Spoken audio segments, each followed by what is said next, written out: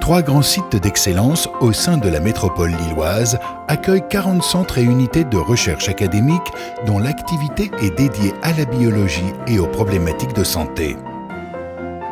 Ces laboratoires, tout comme les entreprises locales, peuvent s'appuyer sur des plateformes disposant de grands équipements innovants pour leurs projets de recherche visant les maladies telles que les cancers, les maladies neurologiques et mentales, les maladies métaboliques, infectieuses ou inflammatoires. L'Université de Lille, le CNRS, INRIA, l'INSERM, le Centre hospitalier régional universitaire de Lille, l'Institut Pasteur de Lille et l'Institut pour la recherche sur le cancer de Lille ont mutualisé leurs moyens en créant 7 plateformes. Des plateformes thématiques offrent des outils à la pointe de la technologie et l'expertise de techniciens, ingénieurs et chercheurs. La recherche commence au cœur de l'hôpital. En accord avec les patients, des prélèvements sont étudiés. Au sein de l'Institut de génomique lillois, on procède à la recherche des modifications génétiques ou épigénétiques. Le génome et le transcriptome de patients diabétiques ou atteints de maladies rares sont étudiés à l'aide de puissants séquenceurs de nouvelle génération. En protéomique et spectrométrie de masse, des tissus cancéreux peuvent révéler leur composition biochimique différente des cellules saines.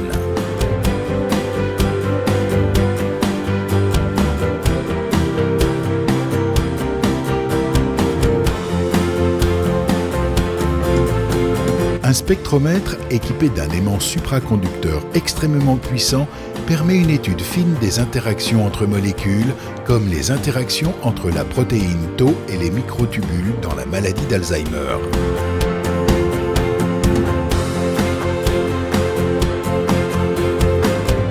Grâce aux différentes approches de microscopie, photonique, électronique, à force atomique et de criblage à haut contenu, on observe une bactérie pathogène pénétrant à l'intérieur d'une cellule humaine.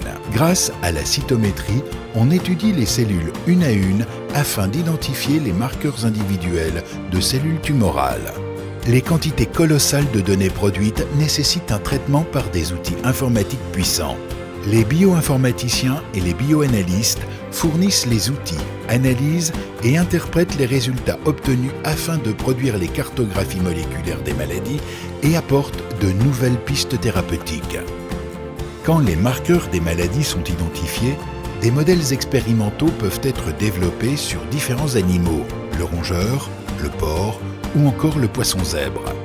Ces modèles sont testés en microchirurgie dans des blocs opératoires selon les mêmes dispositifs que l'on utiliserait pour l'homme.